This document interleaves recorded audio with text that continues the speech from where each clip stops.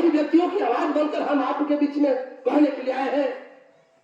IAS से अपमानित मैंने बताया कि इससे अपमानित भी होता है। चाचा मैं बता दूं कि भारतीय जनता पार्टी उन लोगों को अपमानित कर रही है जो आप कल्पना भी नहीं कर सकते।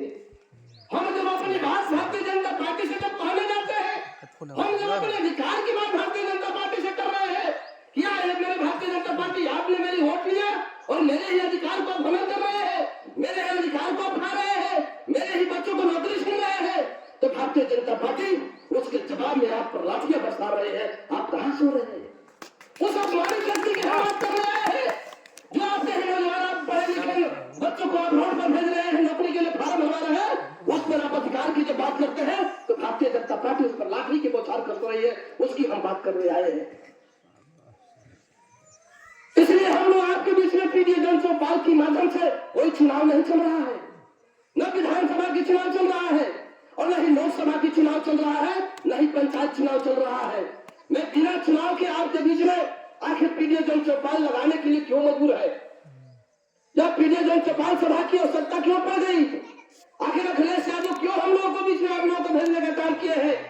इसका एक ही उद्देश्य है कि आप लोग जो भारतीय जनता पार्टी के झांसे में आए हैं उससे आपको मुक्ति कैसे मिले, आपके हमको अधिकार की बात कैसे करें कि आप को Bharatiya Janata party 5 kilo ration में उठा कर रखी हुई है। जब जब उसका चुनाव आएगा, अगर विधानसभा में 2027 की चुनाव आ जाए तो 2024 तो जो फ्री में राशन देने का भारतीय जनता पार्टी ने डेट बढ़ाकर रखी है, 2024 में उसको डेट बढ़ाकर 2025 कर देगी। अभी लोकसभा का चुनाव आएगा तो आपका फ्री का ऑफर जो है राशन वाला 2028 चला जाएगा। इसलिए मैं आपको पहले से ही आगाह करने के लिए आए हैं कि फ्री का ऑफर कभी भी नुकसानदेह होता है। आप लोग फ्री का ऑफर को स्वीकार मत कीजिए। जो फ्री का ऑफर है ये कभी स्वीकार मत कीजिए, कभी भी नुकसानदेह होता है। आप राशन खाने में व्यस्त है और भारतीय जनता पार्टी आपके बच्चों का नौकरी खाने खा रही है। इसलिए आपके बीच में हम बताने के लिए आए हैं कि आप 5 किलो राशन फ्री का खा रहे हैं। भारतीय जनता पार्टी आपकी रक्षा खाने के लिए व्याकुल है। इसलिए आपको बीच में हम बताने के लिए आए हैं कि आप राशन खा रहे हैं और आपके बच्चों को सिर्फ बेरोजगारी छा रही है। इसलिए आपको हम बात बताने के लिए आए हैं। क्या मेरे साथियों, आपके बीच में समय है, आपके बीच में बहुत सोचने समझने का समय है।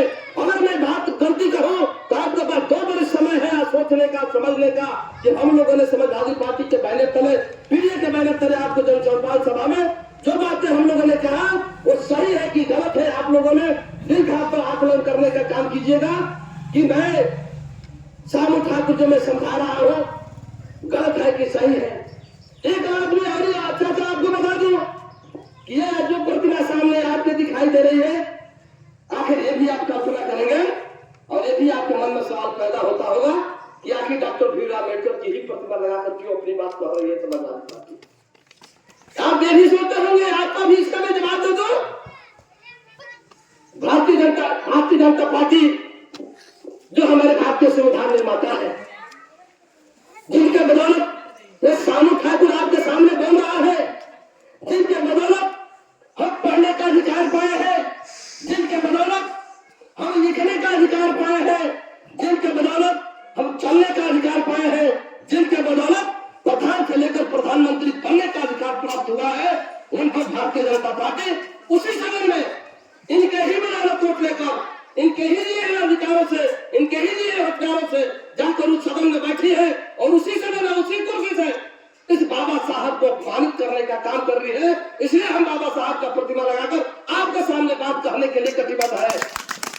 क्या मेरे साथी, जिस समय बाबा साहब पैदा हुए थे उस समय बहुजन समाज के लोगों का, पिछड़े लोगों का, दलित लोगों का और अपमानित लोगों का बोलने का अधिकार नहीं था। उस समय अच्छा कपड़ा पहनने का अधिकार नहीं था, उस समय शिक्षा लेने का अधिकार नहीं था, उस समय नौकरी पाने का अधिकार नहीं था। और जिस समय अधिकार नहीं था वो डॉक्टर भीमराव अम्बेडकर ने उस समय अपने संघर्षों के बल पर और शिक्षा के बल पर जब उसको मौका मिला, भारतीय संविधान ने जगह देने की, भारतीय संविधान लिखने की बारी आई, तो हमारी ताकत बनकर डॉक्टर भीम अम्बेडकर ने वो अधिकार देने के लिए काम किए, वही वो हमारे भगवान से कम नहीं है, इसलिए इनकी प्रतिमा लगाकर अपनी बात करने के लिए आए हैं।